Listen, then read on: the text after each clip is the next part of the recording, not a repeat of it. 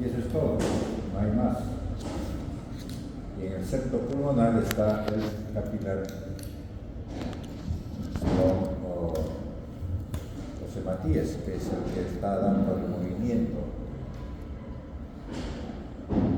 con una presión hidrostática que está dentro de lo normal y ahí queda. Pero ¿qué sucede? Que hay una serie de enfermedades que pueden hacer de que ese espacio alveolar que está lleno de aire sea ocupado por líquido. Y claro, desplaza al aire. ¿Y ese líquido de dónde sale? Sale del capilar, está en el septo pulmonar. ¿Por qué sale? Por la enfermedad que puede haber. Ahora, esa enfermedad puede estar relacionada a que hay una falla en el endotelio que cubre al capilar, ¿no es cierto? Ese endotelio esté dañado y por lo tanto ya no hace el control de barrera para que el contenido del intravascular se vaya hacia el alveolo. Por lo tanto, sale qué? Líquido y otros elementos más de la sangre. Esa es una forma. La otra forma es que dentro del capilar haya una mayor presión de la sangre, normal, y por lo tanto esa mayor presión va a vencer la barrera endotelial. Y si rompe esa barrera endotelial, o lo vence, va a salir líquido. ¿Hacia dónde? Hacia el alveolo.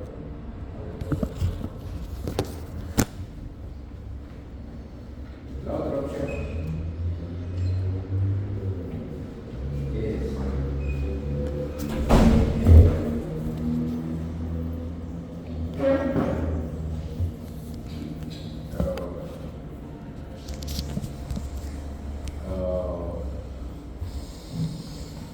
sería otra opción.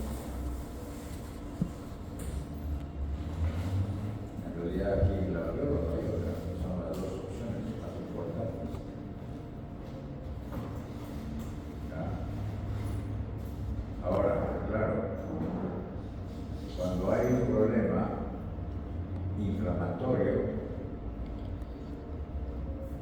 acá el espacio alveolar que está lleno de aire, va a haber otros elementos que va a jalar el líquido desde el capilar hacia ese espacio, porque la presión oncótica en el capilar es menos que la presión oncótica dentro de la luz por algún elemento extraño que pueda haber ahí. Muy difícil, pero eso puede suceder. Entonces, depende cuánto daño tenga esta barrera, que es capilar principalmente, para que pueda salir el líquido desde el capilar hacia el espacio alveolar. Esa salida se llama edema.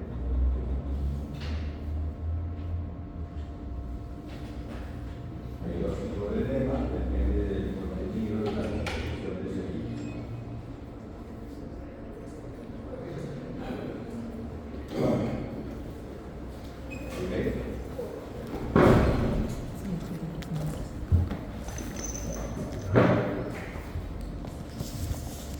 Los síntomas no me interesan mucho porque ustedes están en la parte de la etiopatogenia. Ya acabo de decirles cuáles son. La etiopatía y la patogenia es el movimiento por la presión que hay ahí.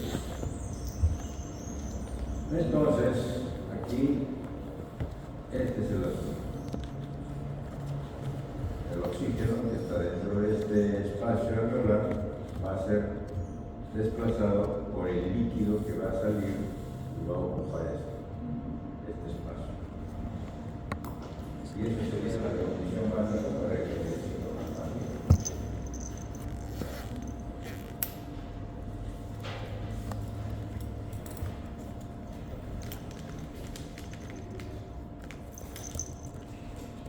A la macroscopía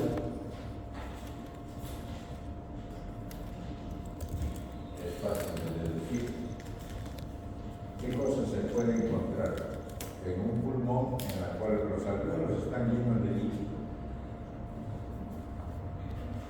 que van a estar turgentes, que van a tener mayor peso.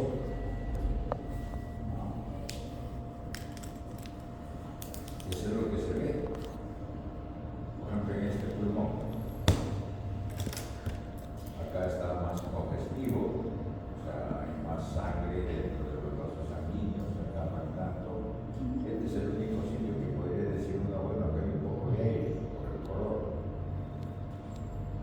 Aquí, por ejemplo, este color que ven aquí es porque la pleura está con carbón, entre cosas. Pero eso no tiene nada que ver con el edema. El edema es porque está urgente, está con mucha agua y con peso aumentado, evidentemente. La mejor demostración de que aquí hay edema es esto, donde está la flecha. ¿Qué es esto? Cuando hicieron la presión con el dedo, con la mano, fuera de este pulmón, ya fuera del paciente, porque es una autópsia, por el bronquio salió este material adhesivo. Abre, ya ustedes verán. Claro, les doy la oportunidad. Si ustedes quieren, abren, y si no, no. No les voy a decir nada. Si ustedes quieren, abren, si no, no. Eso ya depende de ustedes. Pero deja cerrar la puerta. Deja cerrar la puerta.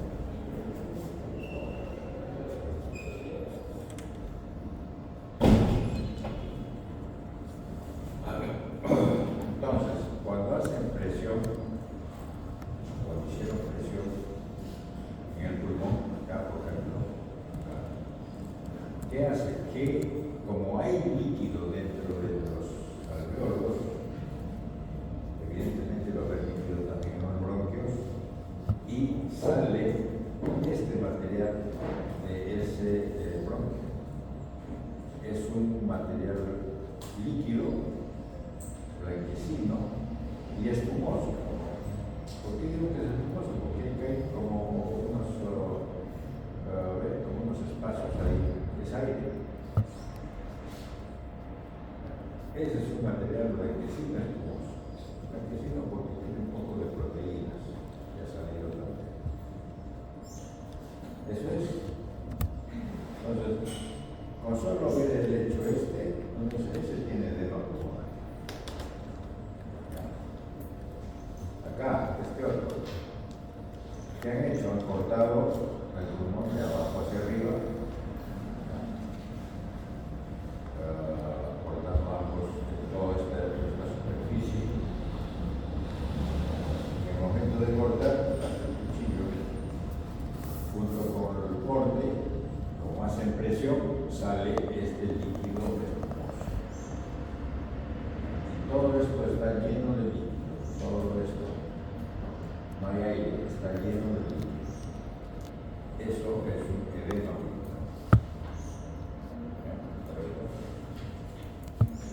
Esa es la característica de un edema pulmonar.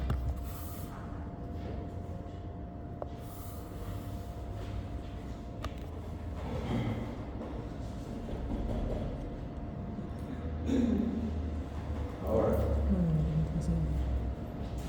viendo la microscopía,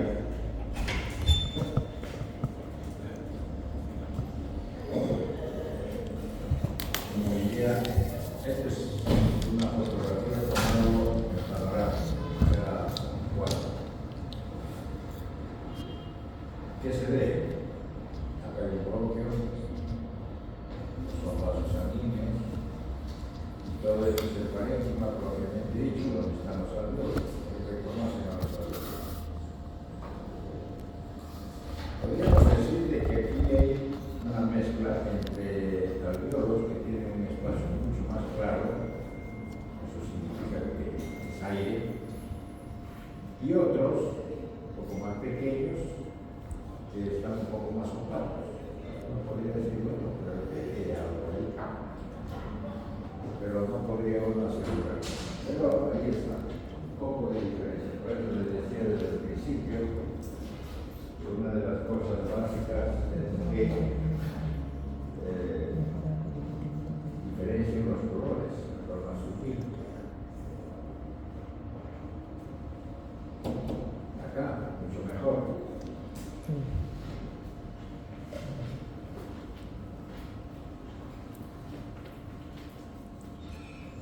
Aquí está más oscuro, esta zona de acá, aquí está más claro.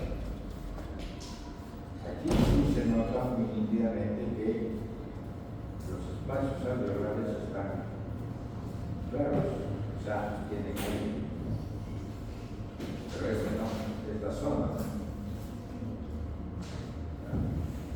Esta zona. Esto que quiere decir de que no hay aire o está siendo desplazado el aire, pero sí se nota que hay alveolos. Se nota que hay alveolos.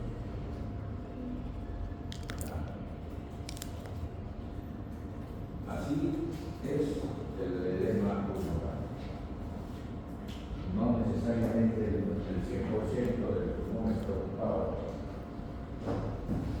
porque puede que sea un paciente que tenga un edema pulmonar, pero ese edema va a ir llenándose de a poco. Primero las bases, un poco arriba, subiendo poco a poco. Además, dentro de las bases puede que algunos sitios estén ya llenos, otros espacios alveolares todavía, y eso sí es irregular. Pero basta el hecho de que acá ya encontremos esta zona y que ya no hay aire en ese espacio alveolar y que lo consideramos que eso es plasma o líquido, ahí decimos que ese es un edema.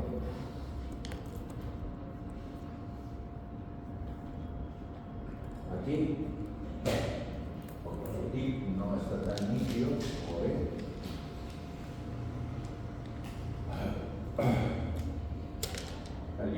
está limpio por acá, aunque por aquí podríamos decir que en estos alveolos más pequeños podría que haya algo, pero no está claro, ¿cierto? Y todo difícil. Acá, más aumento, sí se nota. Nos hagan la comparación de este alveolo o este alveolo con esto que está acá. Acá sí hay algo. Hay una mezcla, hay un poco por acá, pero está limpio por acá. Y es que es así. A veces el alveolo no se llena totalmente. No es ocupado totalmente por el líquido del plástico. Un poquito, un poco más. Eso depende del proceso. Además, es siempre dinámico. Más aumento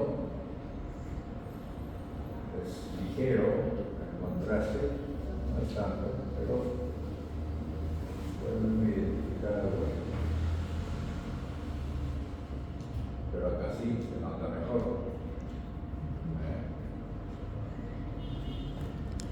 Acá hay un alveolo que está con aire, igual que acá, pero este no. Este no.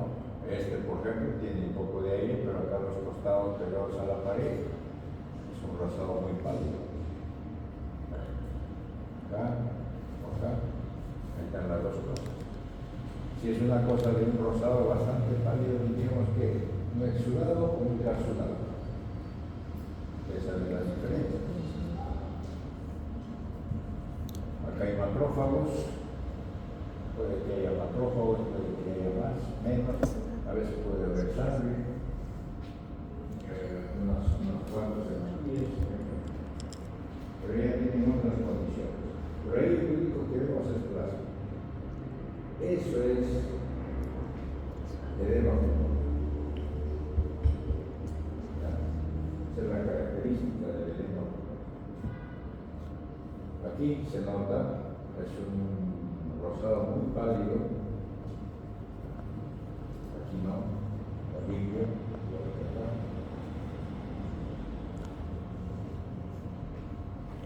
Tiene macrófagos, puede que haya, puede que no. Acá se nota mucho más líquido.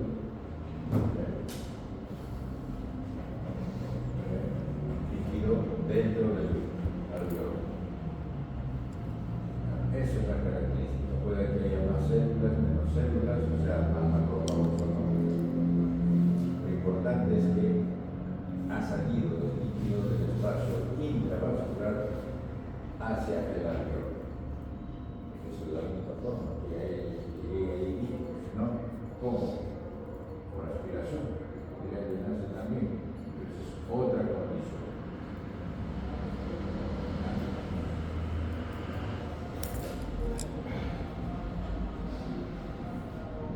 Así que no es difícil. Bien, el otro. Ahora que pulmonar. Entonces ya ustedes comienzan a deducir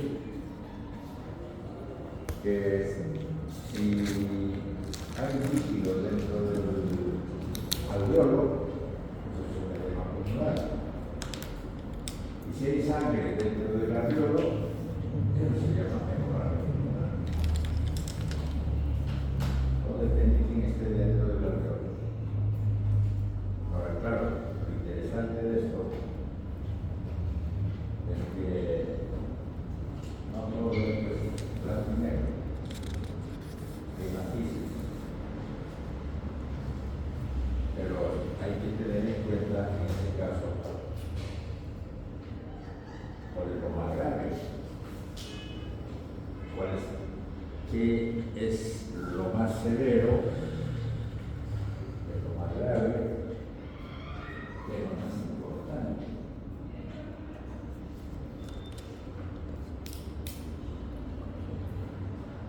Acá, por ejemplo, es un caso de un paciente que vean ustedes este pulmón, está totalmente oscuro, rojo, comparado con este, que no tiene mayor cosa, tiene un poco por acá, pero acá está casi todo, a excepción de este pedacito que todavía está aireado, pero aquí está todo rojo, oscuro, turgente, hinchado, con peso aumentado, hablo de este pulmón. Claro, este no es una patología que ha comprometido los pulmones, solamente uno, como para que compare. ¿Qué sucedió?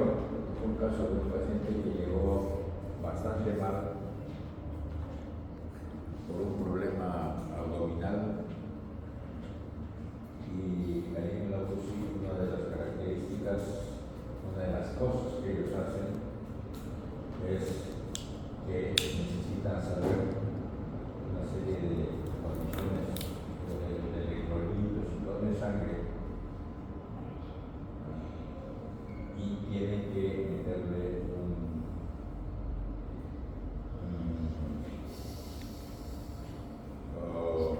¿cómo le llaman esto? Un tren, no es un tren, una sonda hacia la vena, por la vena cava.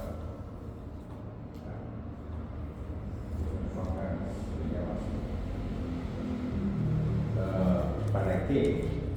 Porque es un paciente que está en malas condiciones y necesita saber su saturación, sus electrolitos y una serie de cosas. Entonces, le meten este catéter, la vena cava, y llegan hasta la aurícula derecha. La vena cava no, la vena yugular. Pero bueno, se está la cava por ahí, por el lado derecho.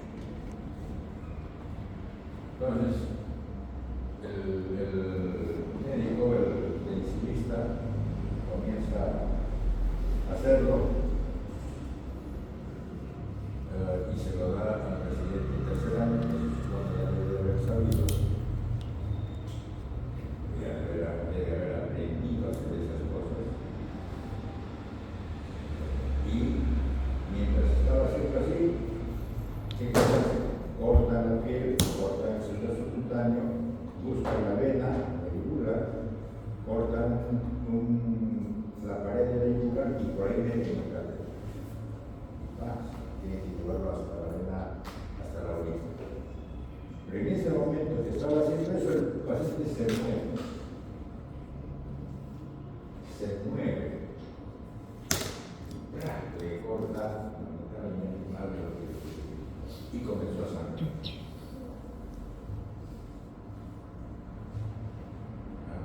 Se metió por la zona de la laringe, se metió por la parte externa, como ven acá, por el tejido blando, y se llenó de sangre todo. Esa es una forma de tener cantidad de hemorragia dentro del pulmón. La otra es generalmente por enfermedades, un problema hemolítico, y hay pérdida de sangre por problemas de falta de coagulación, y de condiciones para eso. Va a haber sangrado por todo lado y también sangran a nivel pulmonar por los capilares. Lamentablemente no va a haber un problema de ese que va a sostener la sangre dentro o se mantiene dentro del capilar, por eso sangra y llega a dónde? A los alveolos. Eso es lo que están viendo acá. Hay zonas que todavía no, por eso los alveolos están vacíos, pero están ya los alveolos llenos de hemática. Este es un vaso sanguíneo. O una presión por un problema de vasos sanguíneos que no dejan pasar la sangre y se destanca, como ya vimos en el caso de problemas intestinales, y allí comienza a salir por presión y por presión del endotelio. ¿Hacia dónde? Hacia el espacio alveolar. Eso es hemorragia. Entonces, aquí están causas: infecciones, bronquiectasia, sí, podría ser siempre y cuando rompa la pared del bronquio y se vaya al parénquima, o si no, por vía aérea, van hasta la parte más distal de la vía aérea, que es el alveolo. Tuberculosis igual, absceso pulmonar igual, pero son localizados, son focales. La neumonía, ustedes saben que la neumonía tiene varias fases, una de ellas con cantidad de sangre. La bronquitis menos frecuente, que haya una lesión severa del bronquio. Malformaciones congénitas y el secuestro pulmonar, por ejemplo, es una anomalía bastante, no digamos que es común, pero sí, en la cual, ¿qué significa? Que un fragmento de pulmón, un área de pulmón que no estaba programado, apareció y no tiene comunicación con la vía aérea y tiene un vaso sanguíneo anómalo donde comienza a ver cantidad de sangre que está llegando, pero no puede salir. Es un problema de sangrado en cantidades. Malformaciones de la vía aérea congénita, como los quistes que se puede ver ahí, o quistes broncogénicos, que también es otra variante de todo eso.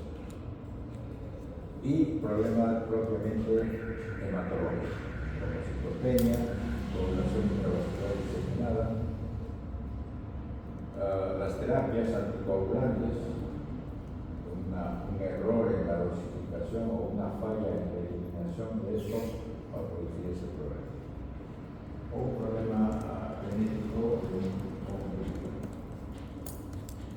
O sea, hay varias causas, pero a la larga, dentro de la patogenia es que sale la sangre desde los vasos sanguíneos, en este caso en el pulmón, principalmente de los capilares, hacia el espacio alveolar. Ahí, por ejemplo, entre la microscopía, que ve, todo esto está rojo porque los alveolos están llenos de sangre. Aquí todavía no están tanto, hay unos cuantos sí, pero hay varios alveolos que están vacíos, están como sacando. Entonces basta con que haya un poco de hematíes dentro de los alveolos para ya tener la consideración de que esto sea verdad.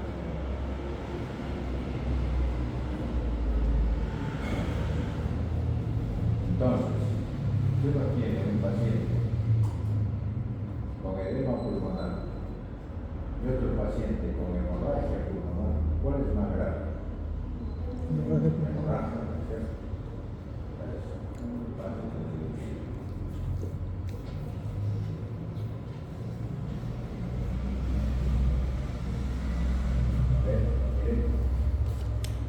Los hematíes, estas rajaduras son lo poco que queda de aire dentro de los alveolos,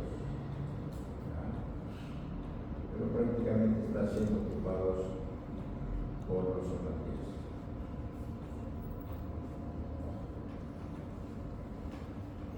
Igual a todo.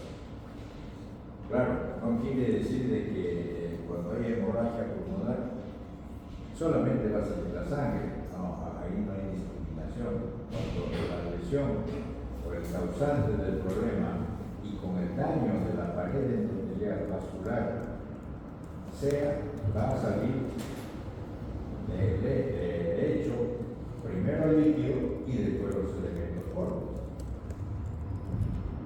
Así, no hay que salga uno solo dependiendo de la enfermedad y del agente biológico y toda esta patología que conocemos.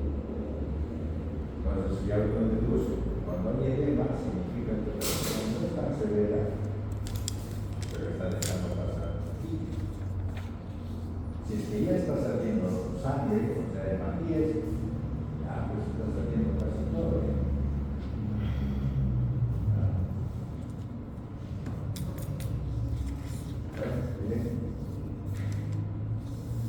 Hay cantidad de leucocitos,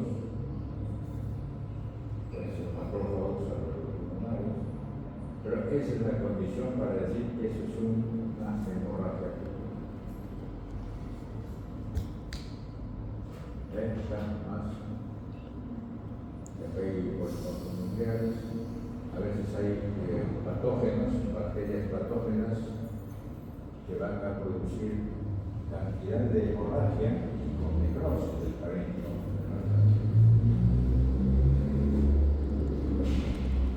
Claro, junto con la cantidad de leucocitos. Bueno, una de las causas de hemorragia pulmonar es esto. ¿Qué es esto? Este es un vaso sanguíneo.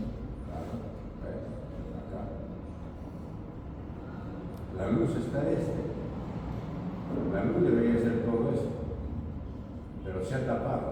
Esta es fibrina, es un coágulo.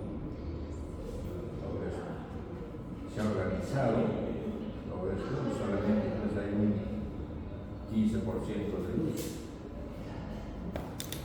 Pero esto hace de que haya mayor presión de sangre, mayor presión hidrostática en los vasos alrededor. Y eso va a hacer fuerza hacia los endotelios que va a dejar pasar. ¿Qué cosa? Primero el líquido y después la sangre. Listo.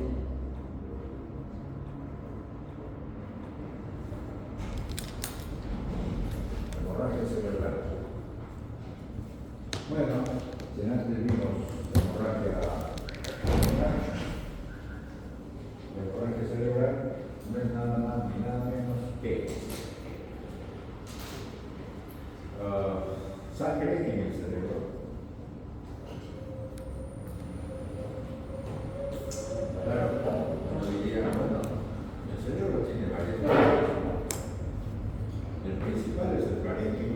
después toda la envoltura. Entonces, por definición, tenemos que decir que la persona es sangre dentro del parénquima pulmonar, dentro del parénquima cerebral.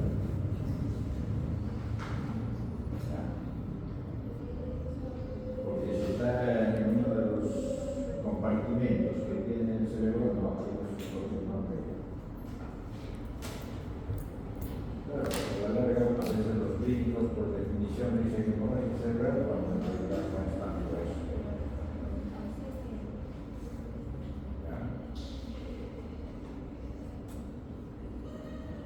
A ver, tipo de hemorragia en el cerebro. ¿Ven? Acá, por ejemplo, todo lo vamos a mirar. Ustedes saben que las capas del cerebro están desde afuera hacia adentro. El cráneo, el hueso, no tiene mayormente problemas. Pero si hay sangre aquí, que está entre el hueso y la dura madre, ¿cierto? Porque esa es la dura madre. Eso se llama hematoma epidural. Podemos llamarlo hemorragia epidural también, claro. Claro, también. Pero ya por definición y por convención se le ha llamado hematoma, porque es una cantidad de sangre localizada en ese sitio que no debería de estar. A eso se le llama hematoma epidural.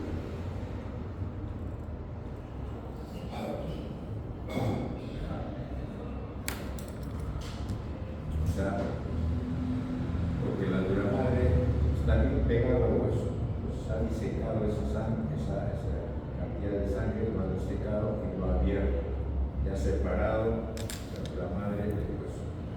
Ese es el hematoma epidural. Este otro, hematoma subdural, como su nombre lo dice, está por debajo de la dura madre.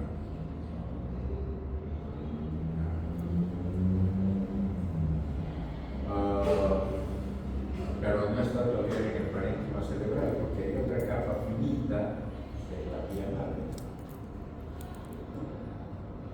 La vía madre es una membrana muy finita en la cual está prácticamente pegado casi al parénquima, con un pequeño espacio que es el aracnoide, el espacio aracnoideo con la membrana aracnoidea. Es muy finito. Entonces, el hematoma subdural está entre esos dos, entre la vía madre y la dura madre.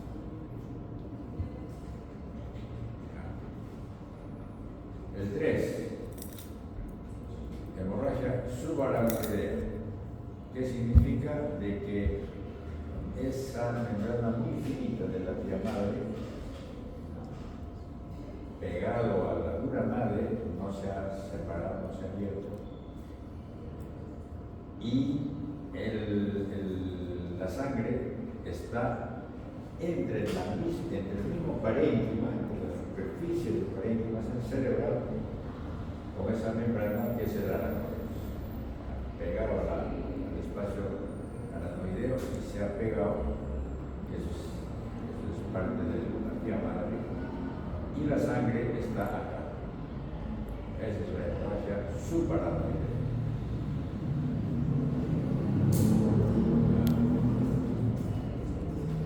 Y el otro, que es esto,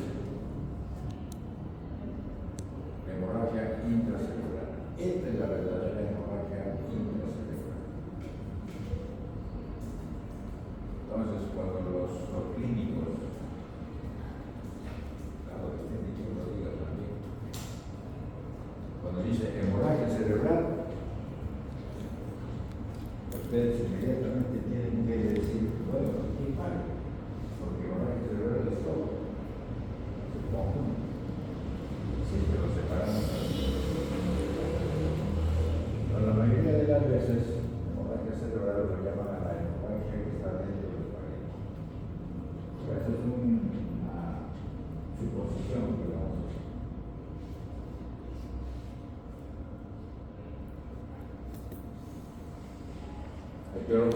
¿Cuáles son los causantes?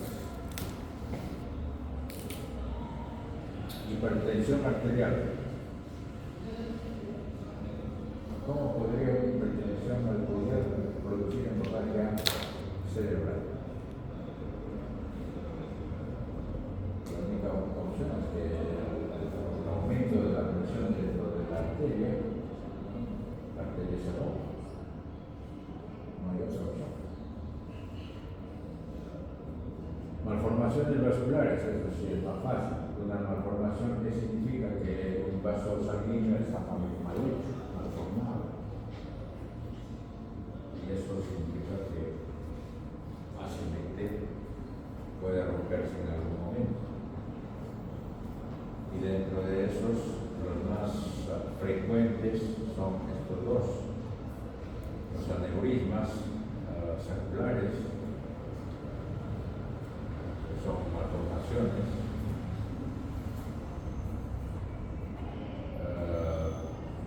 de la pared propiamente dicha. El otro es las malformaciones arteriovenosas o fístulas arteriovenosas. Eso lo vamos a ver más acercado en otro momento.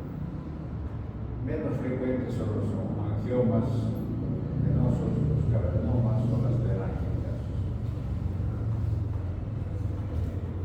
Esos serían propios del cerebro, de algún sitio.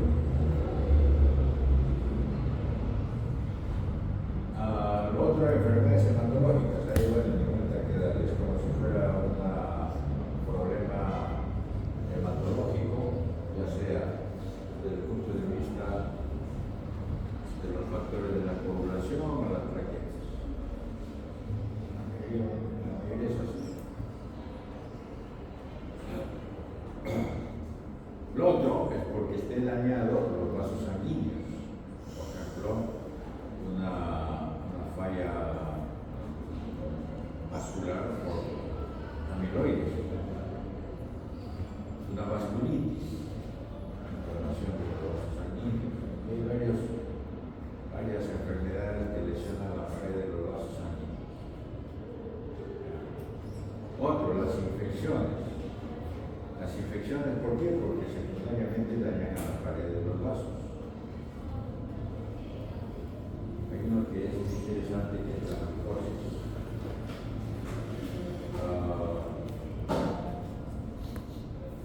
No se olviden, hay dos, el aneurisma micótico, como que arriba le han puesto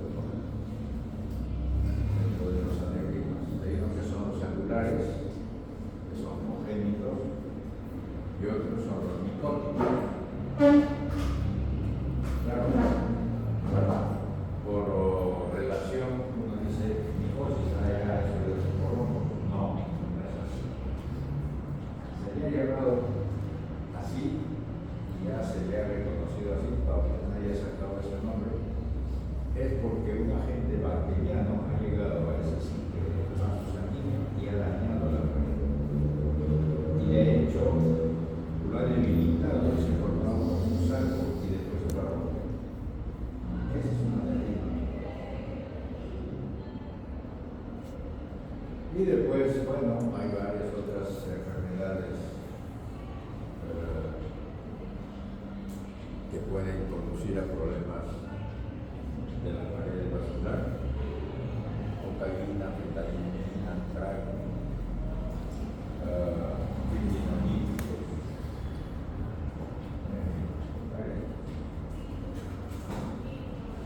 Entonces están viendo ustedes acá una imagen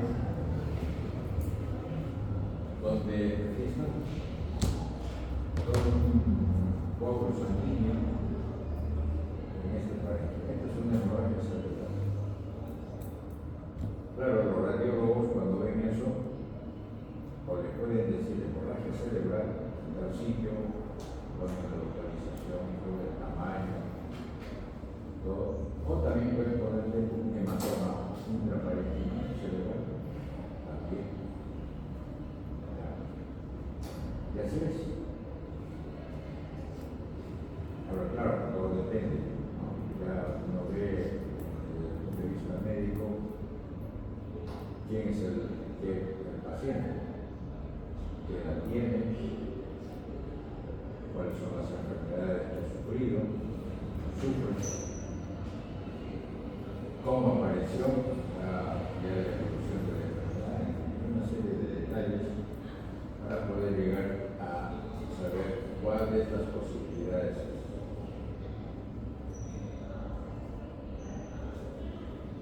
Por ejemplo,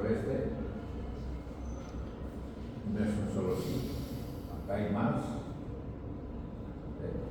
dentro del parénquima, es decir, es una hemorragia intraparenquimal. Podríamos decir muy mareo focal, de acá, por aquí, de diferente tamaño. Y generalmente eso se condiciona o se relaciona con enfermedades más de tipo hematológico que otra condición vascular.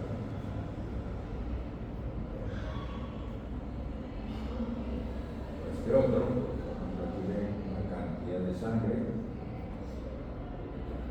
que parecería que haber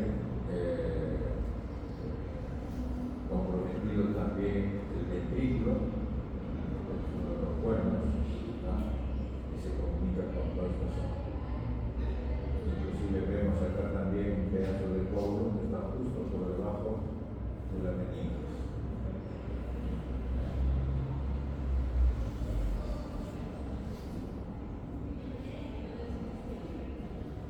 Y aquí es mucho más complejo. Acá también está dentro del ventrículo. Entonces podemos decir que también hay hemorragias intraventriculares que comprometen secundariamente el parénquima.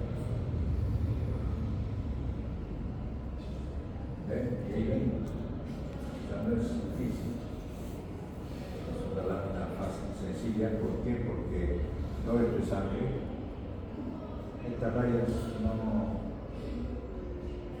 lo vean porque es un problema del efecto del que ha cortado la lámina. No se puede cortar. Entonces, esto es la sangre y esto es el parénquima. Si eso es así, esto es una hemorragia parenquimal. Así de fácil.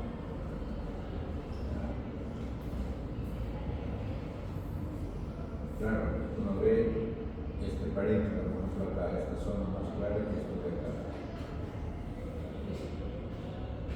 Es interesante. ¿Qué cosa podemos asumir? Aquí hay sangre, acá hay edema, y aquí todavía el parénquima no está comprometido.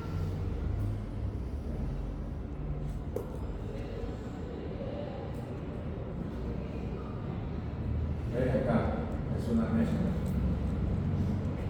Cantidad de áreas rojas, que son los anatíes, que están dentro del parénquima cerebral. Este es el cerebro, de la superficie donde están las células, los astrocitos y los neuronas, en fin, con estos espacios. Estos espacios, histológicamente, es la característica de que ahí hay líquido. O sea, juntamente con el hemorragia, o mejor dicho, junto con el líquido, se lo hemorragia.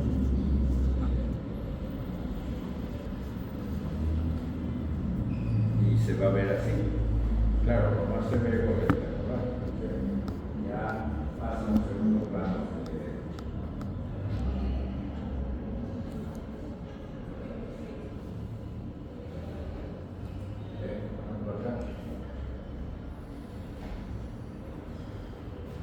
Toda esta zona de acá es lo que hay edema.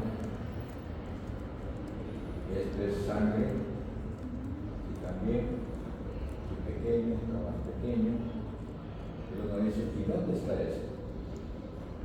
Pues si ustedes se acuerdan de la histología del cerebro, los vasos sanguíneos que están dentro del cerebro, son vasos sanguíneos pequeños,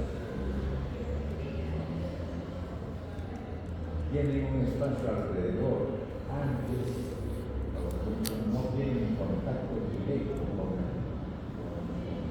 la guía. Hay algunos que sí tienen sus conexiones, pero hay un espacio entre esos, ¿sabes? Y nosotros hemos dicho que el vaso sanguíneo se llama el espacio perivascular.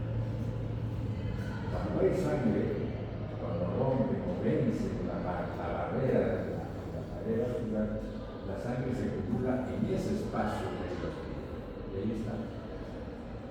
Aquí ya venció hasta el espacio perivascular y está saliendo propiamente del pared.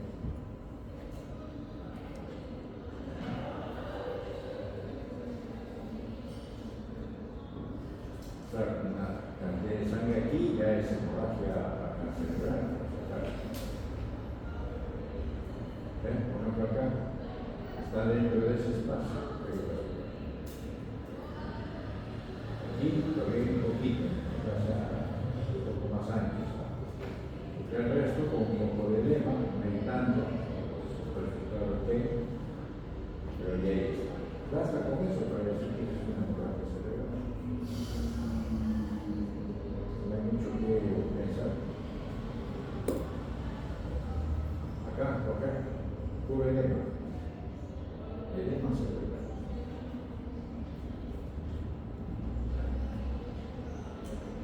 Y nosotros le llamamos en patología a esta imagen,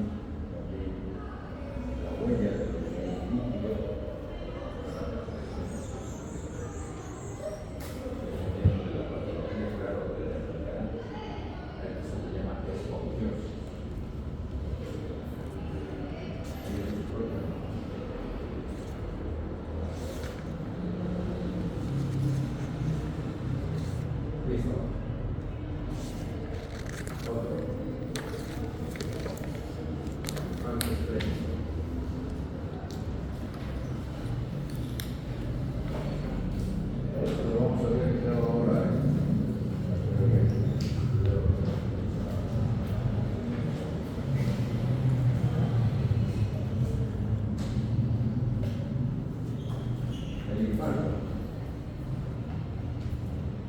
Ya dijimos la vez pasada que cosas es un isquemia y qué cosas es un infarto, ¿no es cierto? Así que ya ustedes tienen en la cabeza lo que vamos a hablar.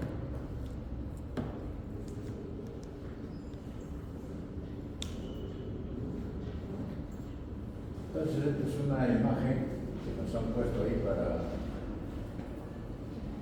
ver la etiología del infarto esplénico.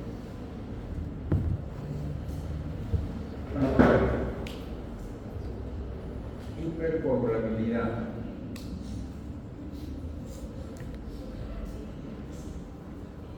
Estos son los agentes etiológicos: factor 5 de Leiden, síndrome anticoagulipídico, una enfermedad maligna. ¿Qué cosa es hipercoagulabilidad? El sistema de la coagulación está activado. ¿Y eso qué significa? De que se va a formar coágulos. Y un coágulo que se forme dentro del vaso sanguíneo, ¿qué va a hacer? Impide el movimiento de la sangre. Y si la sangre tiene que llegar a este territorio y ese coágulo lo impide, entonces toda esa zona la tendrá un infarto. Enfermedades embólicas es lo mismo. Un émbolo con un fragmento de coágulo llega y se tapona un vaso.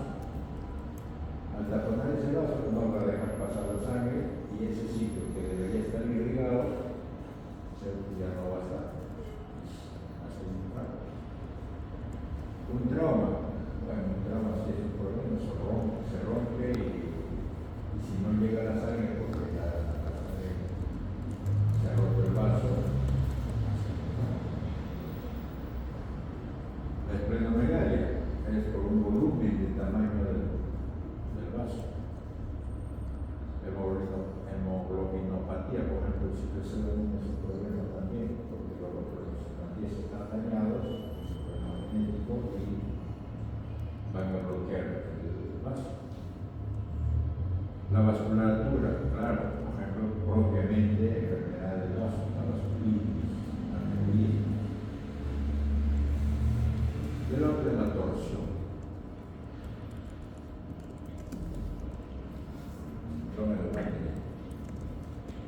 ¿Qué cosa es? El vaso está ahí bailando de su sitio y de repente con un movimiento normal se da vuelta y se torció y listo, no llega la sangre, o no sale la sangre.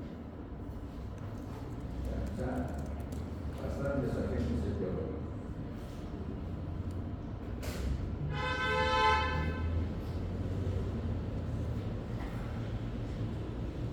Aquí.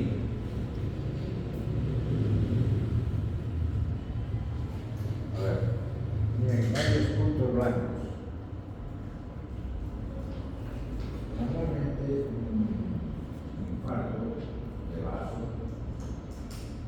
es porque la sangre no llegó, por supuesto, y le dijimos. Entonces, la arteria esplénica va a entrar por el ilio, que está por acá. La arteria esplénica apenas está en el borde del ilio, hay varias opciones, eso depende ya de cada persona. Pero lo normal es que esa arteria se divida en varias partes, 4 o 5 partes.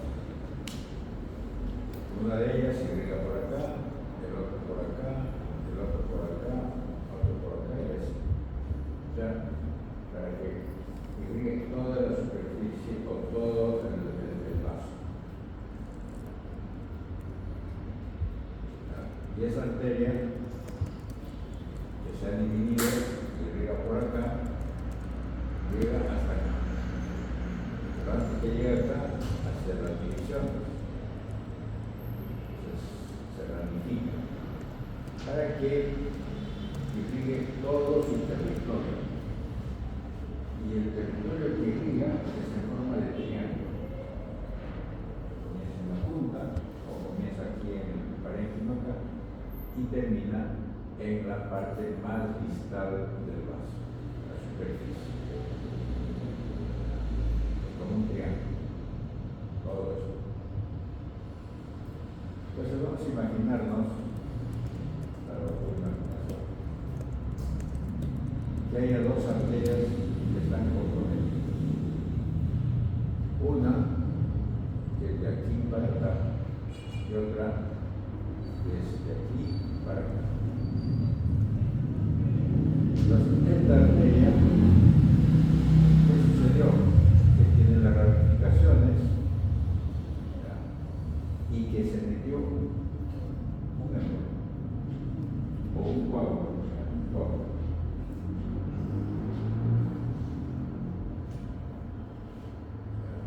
Por una de las ramificaciones, y se tapó acá.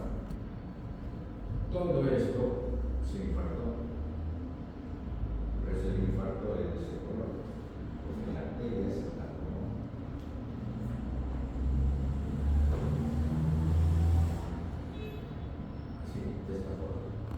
Porque esta arteria que es acá, no es que haya llegado de frente hasta acá, no, se ramifica. Todo se ramifica. Entonces, si aquí se está con toda esta zona no va a llegar a la sangre. Por eso siempre es así, en triángulo.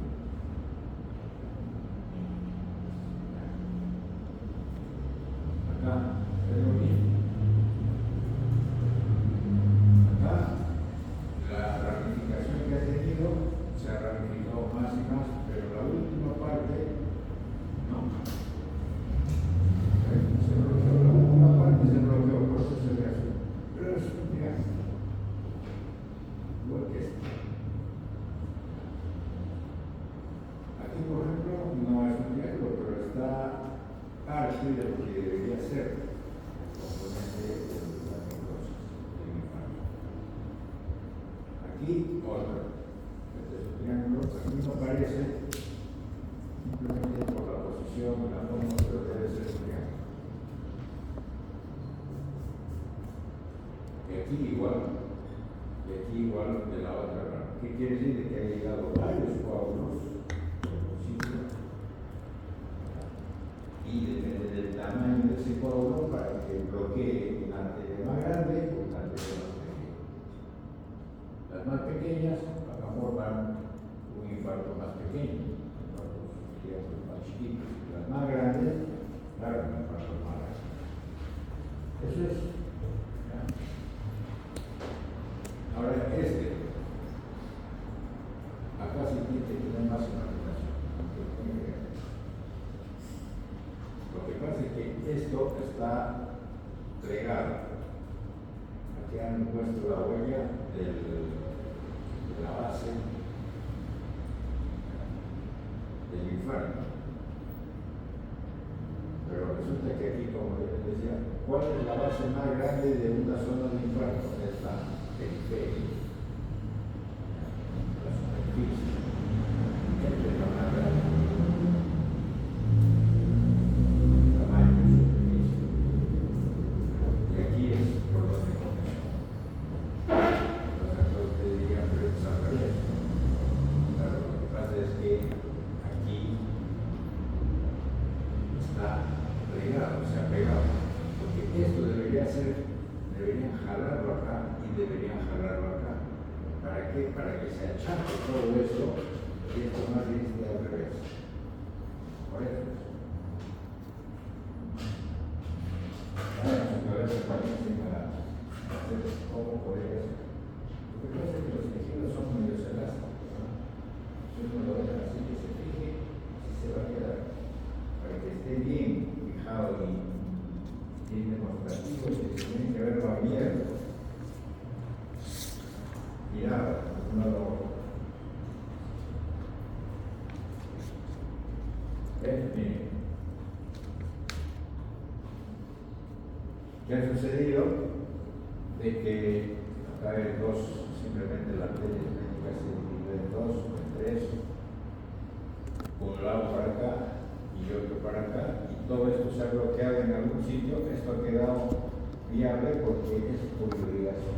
De repente viene una anastomosis, algo, en la cual esto ha quedado todavía viable, pero todo esto es el infarto. Entonces, ¿qué color es el infarto? Blanco. ¿Por qué blanco? Porque no ha llegado sangre. Porque la sangre es el color. Claro, digo blanco porque es lo más parecido a eso, ¿no? Así es. Ese es un infarto esplénico.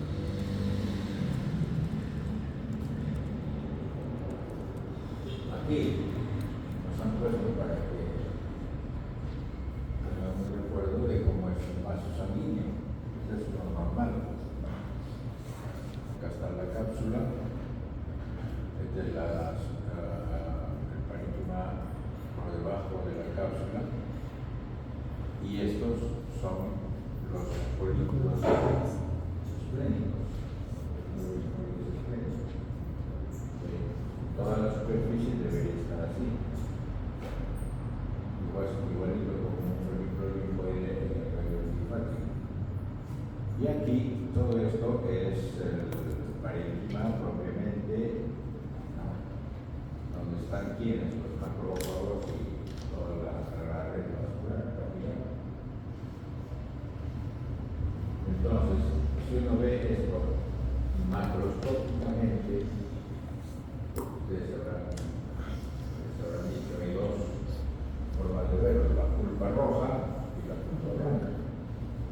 ¿Cierto? ¿Se acuerdan? La pulpa roja debe ser todo esto, porque ahí hay sangre, con toda la recta, todo esto. Y la pulpa blanca son los pequeños puntos blanquecinos, que son los folículos linfoides.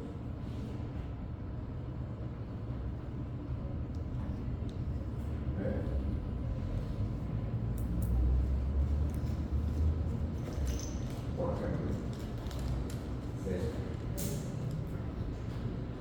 esto es un folículo linfoide de los vasos aquí, del vaso, no del vaso, del órgano.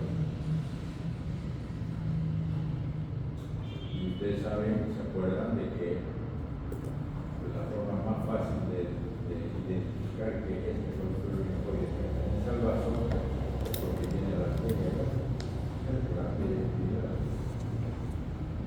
Esta es la zona de aquí. Están los sinusoides, y ahí está abierto, sin sangre.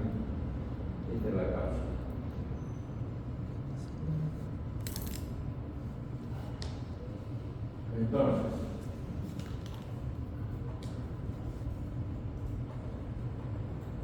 esto deberíamos considerarlo como una cosa normal. De la pulpa roja, está lleno de mantillas, ¿cierto?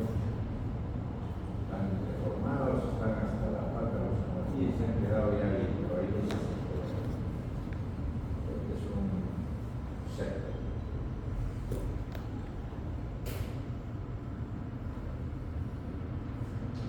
Pero este no.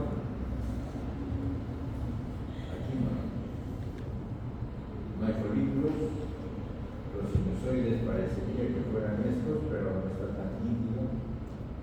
Y si reconocen aquí, no hay células bien reconocibles. Es una zona pálida, claro, no tan blanco como el infarto, pero es pálido. Y esta imagen es típicamente de la zona del infarto, desde el punto de vista macroscópico.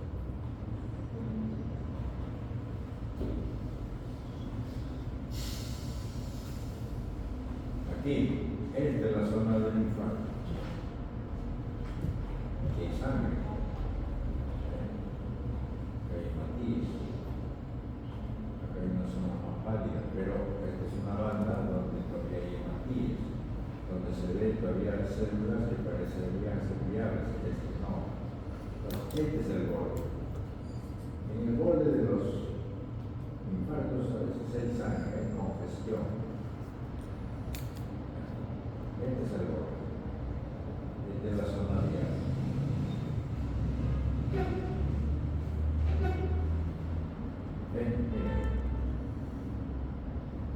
Hay hematíes, pero no hay tanto, simplemente está por donde están los vasos, capilares. Este es el parénquima que ya no se reconoce fácil. Hay unos núcleos que son las sombras de las células, totalmente pálidas. Entonces, dentro de los tipos de necrosis, ya les he dicho, ¿qué tipo de necrosis sería este?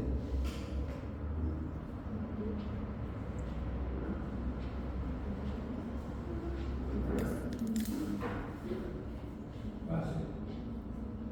Hagamos un repaso, que van a dar examen.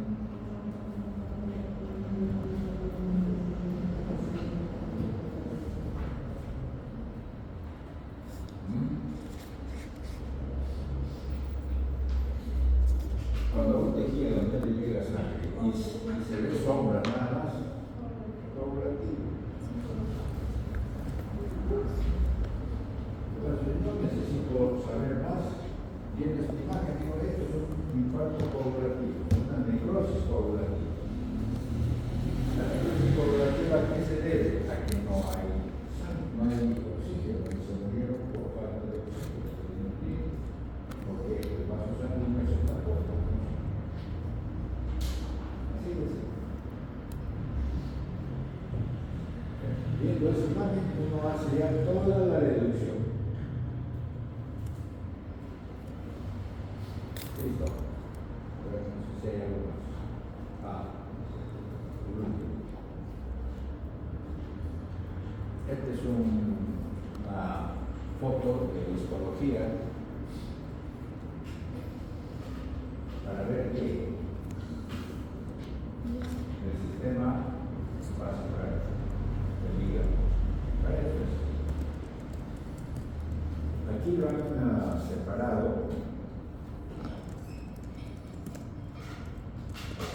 porque es una imagen que ayuda a los cirujanos, especialmente a los cirujanos que hacen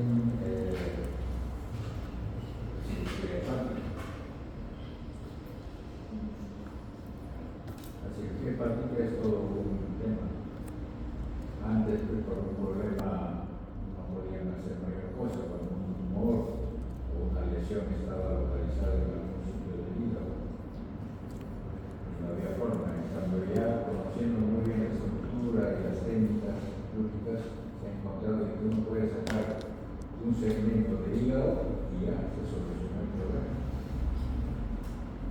Entonces, con el tiempo se identificado que el hígado está dividido en 8 partes. Segmentos. Eso lo sabrán enseñado. Ahí está, los 8 segmentos. ¿Por qué lo han separado así? Porque la irrigación de estos segmentos está bien definida.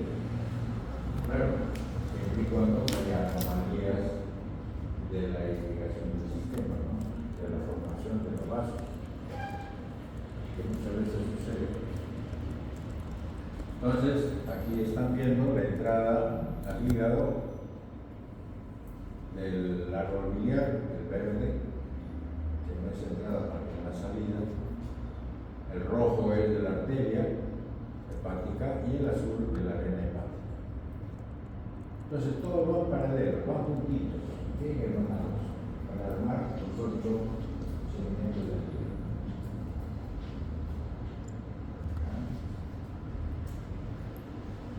Esta es una forma de ver la histología para el estudio del hígado, el parénquima propiamente del hígado. Hay otra imagen que también viene desde el punto de vista funcional o histológico, otro desde el punto de vista histológico, como debería de verse. Acá, por ejemplo, esta zona central, aquí, esta es la vena centrolobulillar.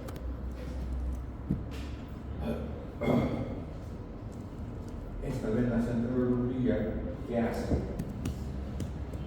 Recoge la sangre que ha pasado por todos los hepatocitos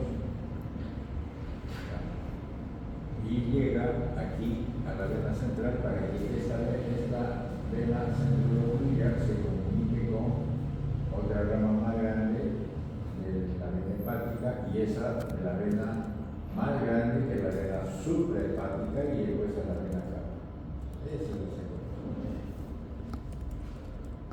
Entonces, recoge la sangre de dónde? De acá. ¿Y qué es este? La vena hepática. ¿Dónde está? En el espacio porta. Entonces, esa sangre de la vena del espacio porta va a correr por todo este trayecto que son los sinusoides. ¿Cierto? ¿Claro? No estamos en histología, pero ya algo se acuerda. La arteria, más bien, que se puede llevar nutrientes a partir del espacio porta a todas las células, a todos los hepatocitos. Pero como todo, nada es perfecto. Los hepatocitos que están más cerca al espacio porta son los que se alimentan mejor que los que están cerca a la vena centrolobulillar, porque tienen más oxígeno y tienen más nutrientes. Así que se posicionaron ahí, están mejor. Entonces, todo este sistema se le llama un lóbulo hepático. Está formado por una vena centrolobulillar y 1, 2, 3, 4, 5, 6 espacios porta. Ese es un lóbulo hepático. Y un acini hepático está formado por, digamos, 2 o un espacio porta y una vena centrolobulillar.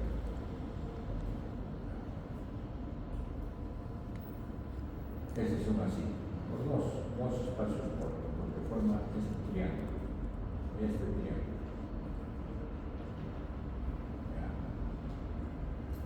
Entonces, cuando después en el futuro vean y les enseñen que los hepatocitos van a tener problemas en la zona 1, zona 2, zona 3. O sea, ya sabiendo que hay una lesión en la zona 1, inclusive ya se puede saber cuál es la causa de esa enfermedad. está cerca del espacio portal, hepatocitos que están cerca del espacio portal. La zona 3, que son los hepatocitos que están cerca de la vena centrológica, y el espacio 2 que está entre ambos. Les digo todo esto porque todo eso se estudia, todo eso tiene que aprenderse.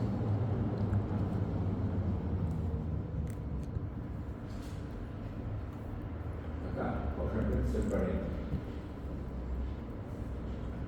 Uno diría, es un parénquima normal. Podemos decirle que está por ahí. Hay algo que no está tan bien, pero no está tan enfermo este hígado. ¿Por qué algo anda por ahí? Por los puntos estos, los puntos más rojos. Los puntos más rojos que indican que ahí está la vena centrológica, una vena más grande y donde siempre hay un poco más de matías aquí. ¿Por qué? Porque estos matías no están corriendo como se debe, no están llegando o no está haciendo un fluido normal, un flujo normal hasta la vena. O mejor, hasta el ventrículo derecho. Mejor sería así. Porque todo ese trayecto desde que se forma esta vena centrológica hasta el ventrículo derecho, puede haber bloqueos. O sea, en todo lado hay manifestaciones, bloqueo.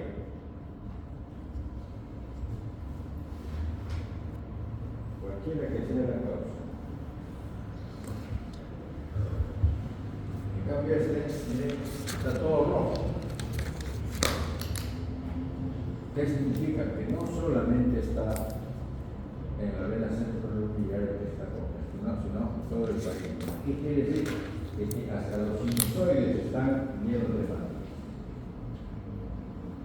Congestión.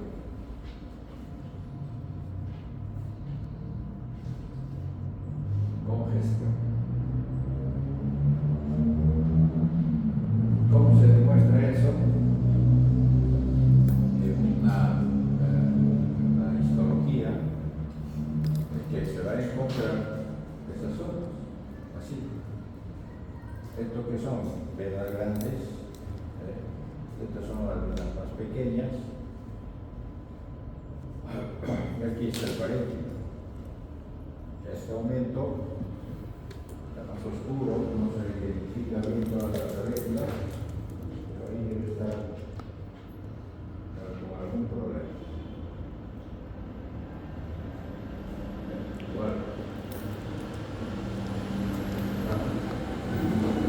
un caso normal donde la vena bastante grande, hay el conducto biliar más grande, la arteria más grande, eso no son los espacios cortos, son unos tractos portales más grandes.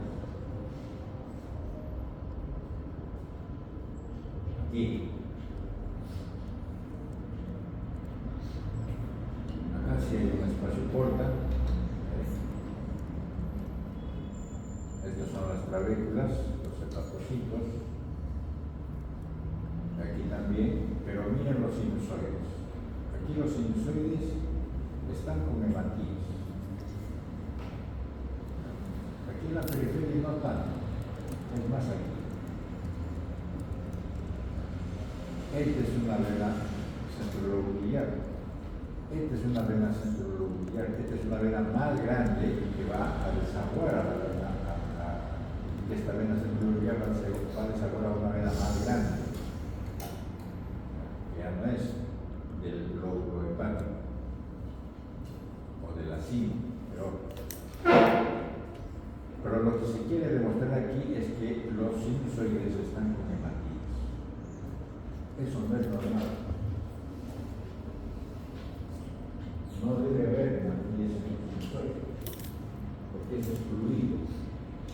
El flujo de la sangre tiene que ser permanente y constante. Cuando se queda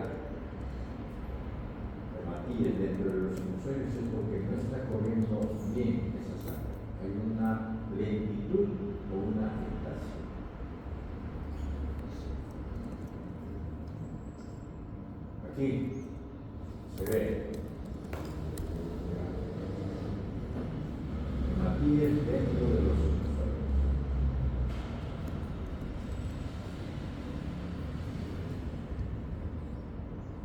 Aquí. Acá no tanto, acá estamos abiertos los sinusoides, parece que hubiera más líquido y podríamos decir que edema. Pero cuando hay hematíes dentro de estos sinusoides, vamos a decir que es una congestión. No es hemorragia, es congestión.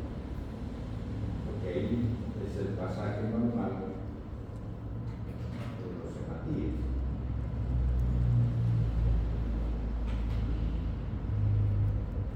¿Ven? Una vena centrolobulbar. Hay otra que por el corte parece que estuvieran juntos. Puede que sea lo mismo, eso depende del corte. Y están metiéndose o están terminando los sinusoides ahí, para dejar la sangre. Pero estos sinusoides están también con hematíes. Eso se llama congestión hepática.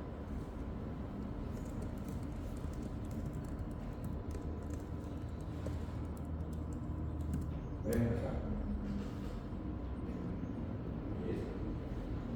Hematíes dentro de los sinusoides.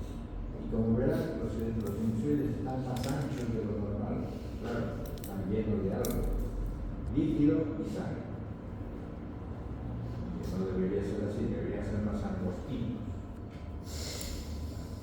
más pegaditos los hepatocitos de un lado a otro. Pero acá están anchos. En todo esto. Y esta es una vena centrolobulbar donde va a desaguar esta sangre. O sea, plasma y los hematíes. Y esto a su vez también está lleno de hematíes y de plasma. ¿Qué quiere decir que el problema está arriba, más arriba? ¿Dónde puede ser? Si hay una enfermedad superhepática, tiene su nombre. Hay otra, que es el famoso Buchian, otra que es a nivel de la vena cava, o de repente el corazón derecho está funcionando mal y por lo tanto no está sacando la sangre que normalmente debería ir al pulmón y se está estancando. Y todo en retrogrado está estancado. Eso se llama congestión. Claro, si se sale de los espacios naturales donde está la sangre, eso ya es hemorragia, como ya dijimos. ¿Listo? ¿Hay más?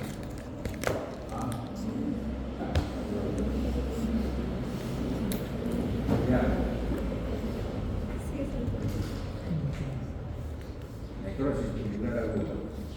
Como su nombre lo dice, es una necrosis de los túbulos. ¿Qué túbulos? Del riñón, ¿cierto? Ahí ustedes sacan, deducen que eso es del riñón.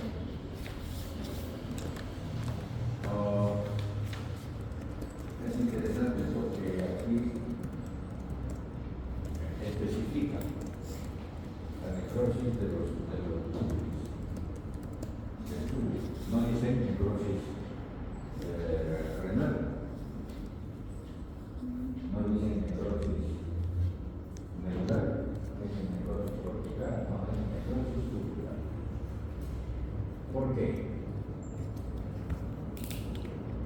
A ver, causas.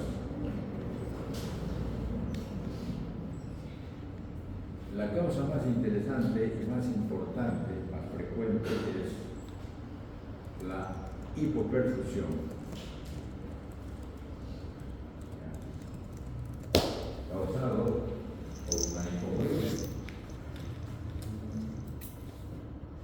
Entonces, si uno traduce eso, ¿qué significa? De que el flujo sanguíneo que llega al riñón está disminuido. Hay hipovolemia porque no hay mucha sangre. pero también puede ser porque el corazón está fallando y no bota tanta cantidad de sangre.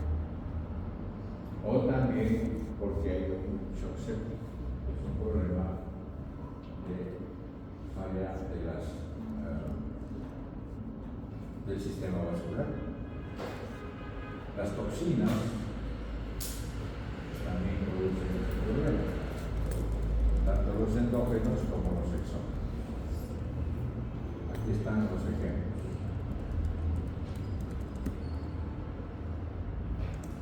La hipovolemia, bueno, hay una cantidad de hemorragia, quemaduras, pérdida de sangre, pérdida de líquido.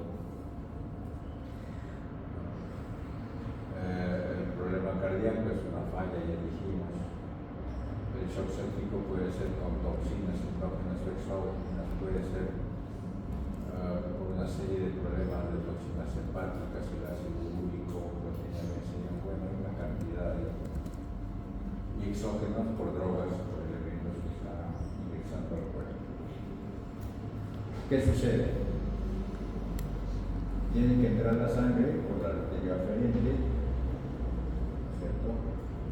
Aquí hay la filtración del glomérulo, pero está alterado porque hay una disminución de la sangre que está llegando. ¿Y eso qué hace? De que comience a morirse las células del túbulo. Porque el oxígeno se comunica de frente con el túbulo, el glomérulo. A ver, aquí. Esto ya lo has visto, parece, ya saben. El glomérulo se comunica con los túbulos, pero el primero con el que se comunica, ¿quién es ese túbulo proximal?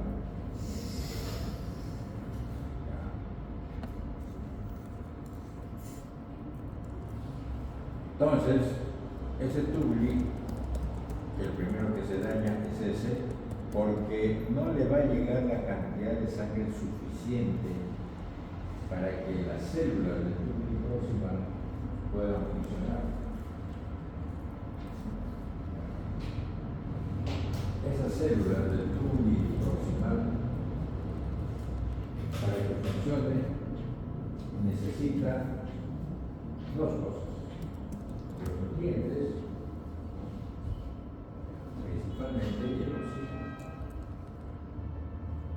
Pero basta con que haya una bajada de los nutrientes y del oxígeno para que esa célula del túbulo proximal sufra cualquier cambio.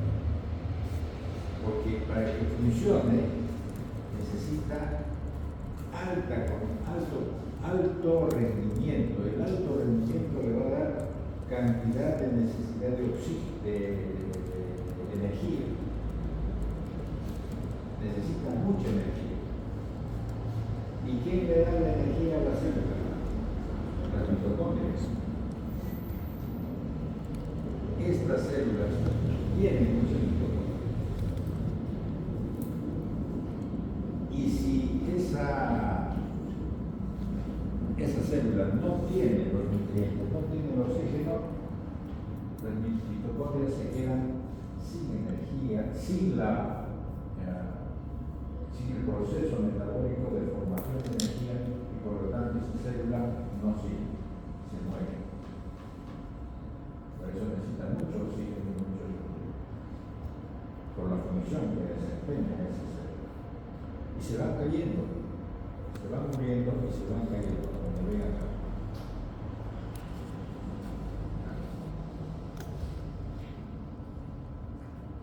Claro que aquí le han puesto también como causa la presencia de los leucocitos que van a producir liberación de citoquinas y una serie de cosas, que es parte de la causa del proceso de la falta de los elementos que necesitan.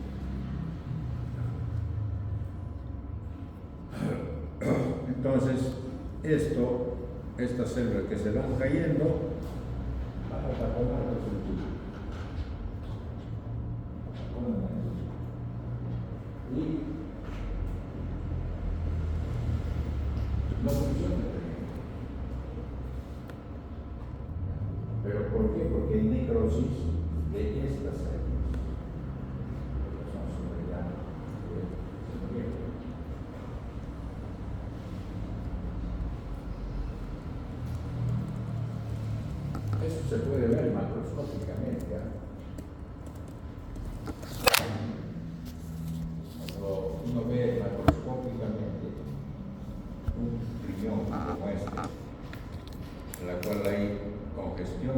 médula, pero la cortical está pálida, bien pálido, que no llega sangre. Eso es la característica macroscópica de una necrosis tubular aguda. Todo la cortical está pálida.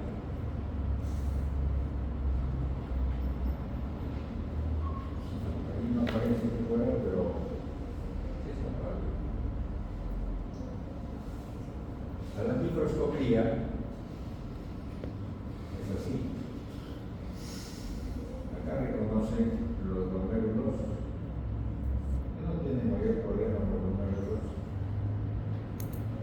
Pues entre glomérulos y glomérulos están todos los líquidos. Ustedes se acuerdan que uno puede diferenciar el tubo distal del tubo proximal y el colector. Entonces saben eso. ¿No se acuerdan?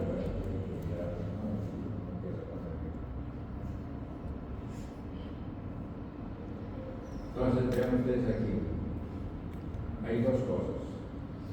Mucho espacio entre los glomérulos porque hay algo que está, aparte de los tubulis, está ocupando ese sitio, que es edema.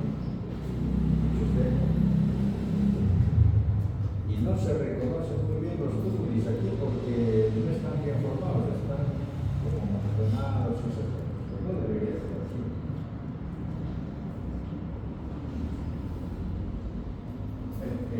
Más o menos.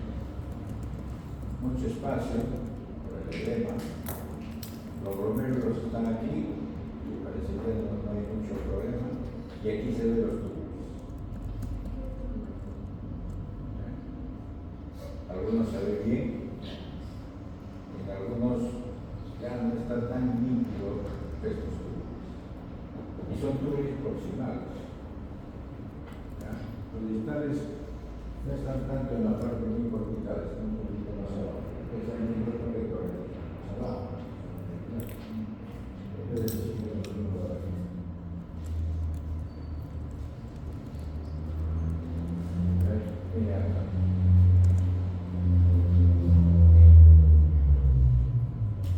Aquí, por ejemplo, estos. Es como si se hubiera desprendido, se hubiera pelado los epitelios de este tubo. Aquí se están desprendiendo y acá se ve igual cómo se ha desprendido.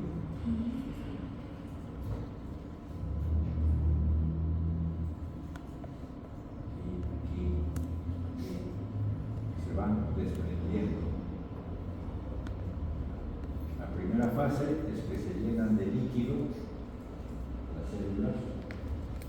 Y la segunda fase es que se desprenden, que se fragmentan.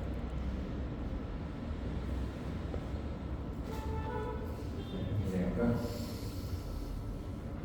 No todos es igual, algunos resisten más, otros un poco menos, pero ya viendo esto en la cual, por ejemplo, esta célula, ahí se ve el núcleo, pero este no es el tamaño de la célula, hay un pedazo de su citoplasma que ya se desprendió. Y así, y aquí están los restos, acá ya se desprendió completo, estos son los restos de las células. Se fragmenta el citoplasma de estas células y se va a caer. Eso se llama necrosis tubular aguda. Lo interesante de esto es que estas enfermedades sistémicas, realmente, que por una falla del flujo sanguíneo no llega a la cantidad de sangre que debería y se presenta esta lesión, esta enfermedad que es la necrosis tubular aguda. Eso los médicos lo reconocen, especialmente los intensivistas, porque tienen ese problema cuando hay enfermedades bastante serias. Reconocen porque no orina, hay una nube, no libre, y está en necrosis tubular aguda. ¿Qué hace? Le dan líquido, le dan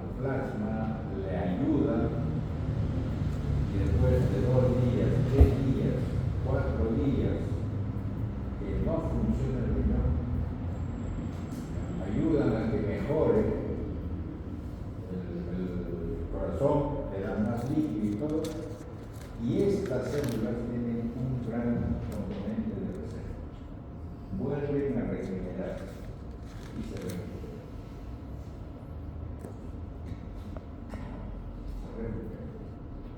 A veces les ayudan como hemodiálisis, como ya 4 días es mucho, 3 días es mucho, entonces te hacen hemodiálisis hasta que se recupere esta y se recupera. Esa es la famosa necrosis tubular. Miren, ¿cómo está? Edema intracelular, o sea, aumento de líquido dentro de la célula y se va fragmentando, se va cayendo.